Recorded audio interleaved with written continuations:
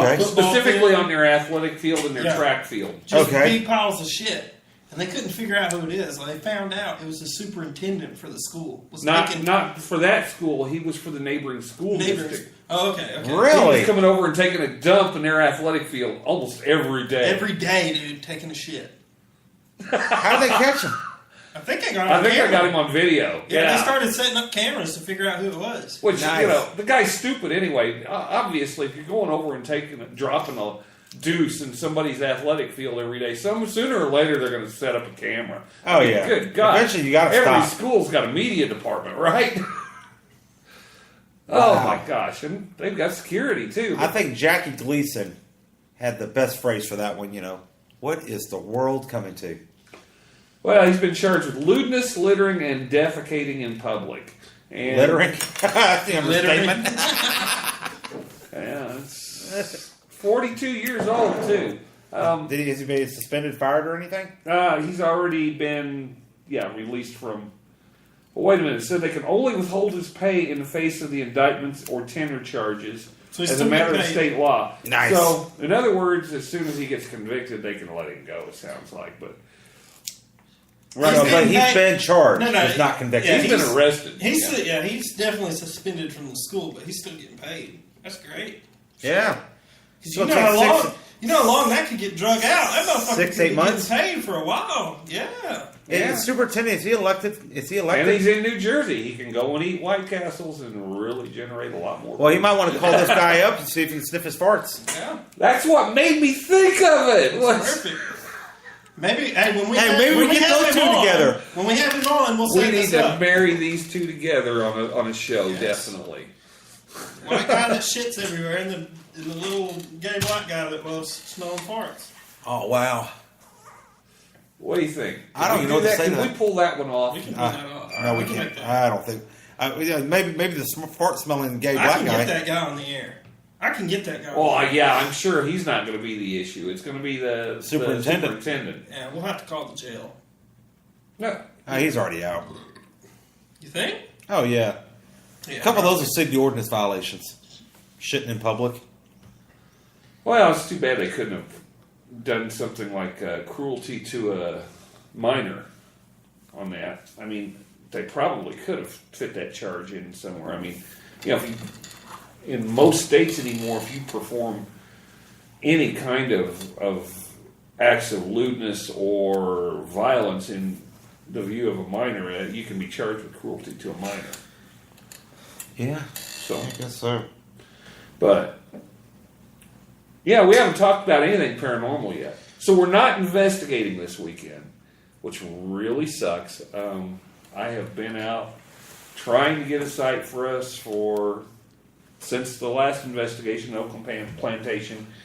And anybody that's listening, if you're ever thinking about going to Old Taylor Memorial Hospital down in Hawkinsville, Georgia, I am sad to say that we have lost that off of our paranormal investigation potential sites for everyone. It has been closed Old down. South Pittsburgh Hospital, Taylor Memorial Hospital. Yeah, well, Old South Pittsburgh. I got an email from somebody last week through the Facebook page. She wanted to let me know that Stacy is still letting people into OSPH. She cut the locks off the doors, supposedly. Let's go in there. I was like, I don't want to get involved in that. You guys can go, because I was sick for a month. I want to go. Dude, before it gets destroyed... But you got a problem with that. Has the state actually took possession of that property? The city, evidently... I don't know how it would be enunciated specifically, but it sounds like they condemned the property. Yeah. They chained and locked the doors. You know what's funny is that you say this because there was a group that's from the town I live in. I'm not going to say their name because I'm not going to blast them out like that, but they were on Facebook Live in Old South Pittsburgh like just a couple weeks ago.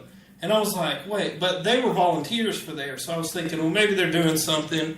But no, dude, they were in there. So that kind of makes sense that you're saying that. But that does not surprise me how shady that Stacy woman, after my experience with her the last time we were there, that does not surprise me one bit. Ghost hunting weekends entirely, They're a big organization. They organize hunts all over the country. And they entirely cut out OSPH. They said, we're not doing business with you anymore. You don't have permits. You don't have any kind of insurance. People are getting sick in the place. The city has come and told you have to shut it down. How can we actually come in and support you on this anymore? So they pulled out of it. I don't blame them. Yeah. But honestly, dude, I really, without being part of the group, dude, I really want to get back in there. It was cool, I got to One admit. more But if time. it wasn't for the health aspect There's of a it, lot of loose That'd be my ends. main problem. because I was really, really sick. There's a lot of loose ends for me that I want to tie up in that. Oh, yeah. Even if I go by myself, I'll stay the night in the damn bitch by myself. And I've got the But- respiratory gear. I could go back in there now if I wanted to, and I'd probably be okay. But the thing is if you go in there, and even if you sleep in one of those rooms for the night, they've got those old hotel-style air conditioners on the windows. Right. And I can guarantee you those things haven't been cleaned out in freaking 30 years. Oh, you're probably blowing mold all in that So, rear lungs and there's everything. probably just as much mold in those things as there is in the rest of the hospital. Yeah. So- Of course. And It was a cool place. And I got to admit, the symptoms that I had after I came home were very, very, very indicative of wheat ergot poisoning, which is a pretty tough mold spore to inhale. So, Well, I can tell you that I got some amazing evidence out of there. They're very much amazing that evidence.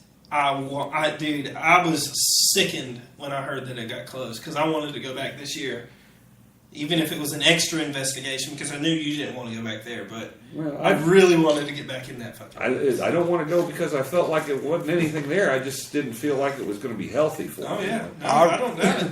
I really want to go back to Gaither again. Well, let's talk about because a lot of teams don't go to the extent that we do. You were talking about how it's difficult to find a place right now. A lot of groups out there, that, especially some that are even listening here, don't go to the extent of getting the proper documentation and doing what they need to do to get into these locations. Just show. Some of them will just show up to like cemeteries, things like that, and just do their own thing until the cops come. We do not show up without proper documentation, something signed by the owner or the managing person of that property saying that we have the right to be there. We're going to be there on this date. We're going to be here between these hours. And, you got to have that in your hands because if the cops show up, I have heard of teams that went to jail because they were trespassing. Mm-hmm. It's not good. I'm too damn old to spend time in the Gray Bar Hotel these days. So They have upgraded to plexiglass now. But I mean, what do you say to these groups that are out there doing this? I mean, they're really there are resources online. Well, hold on. They're really, really ruining this for the groups that go out of their way to make sure that things are being done properly. Which I really have to commend Jerry. Jerry does a lot of this back end work, for us making sure that the paperwork gets done. It's not an easy fucking thing. And some of these locations that we want to go to take months to get approval and get paperwork back and stuff. I mean, we're talking about going to a place where we have to send paperwork to Washington D.C. to get Right. approved. Yeah.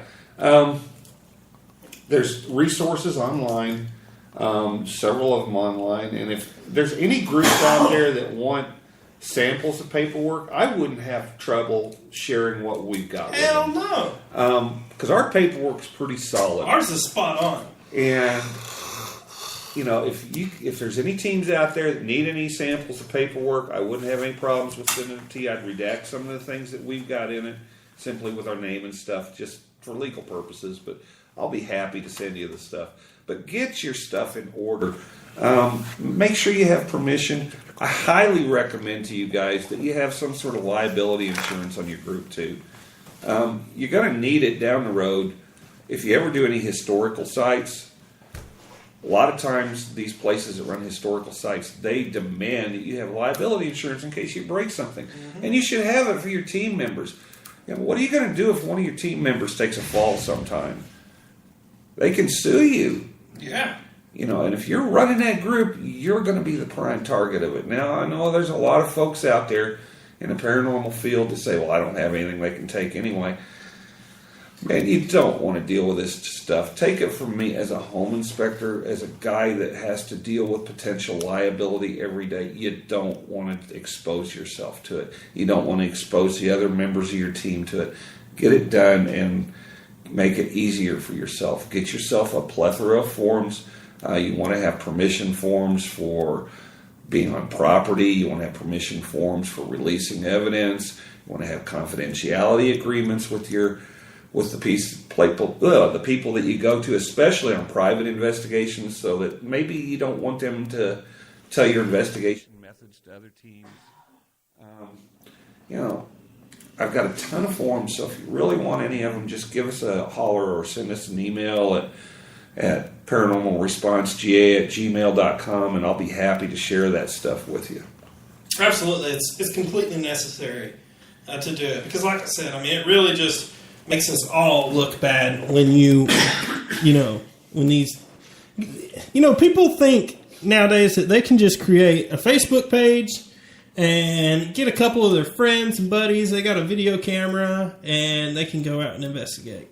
And yes, that very well may be the case. But once you start going on to private property and doing things, and, even though you may be going there and doing your investigation the right way and not harming anything, if something's screwed up in that place, you're going to be the one liable because you don't have the credentials.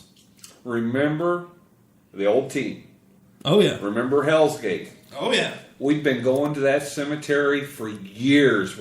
They had been before we were ever part of the team. We went over there one night. They'd been having some, it's a cemetery down in central Georgia. I'm not going to say where it is because I don't want anybody going there. But very active place. A lot of really cool things that we got out of it.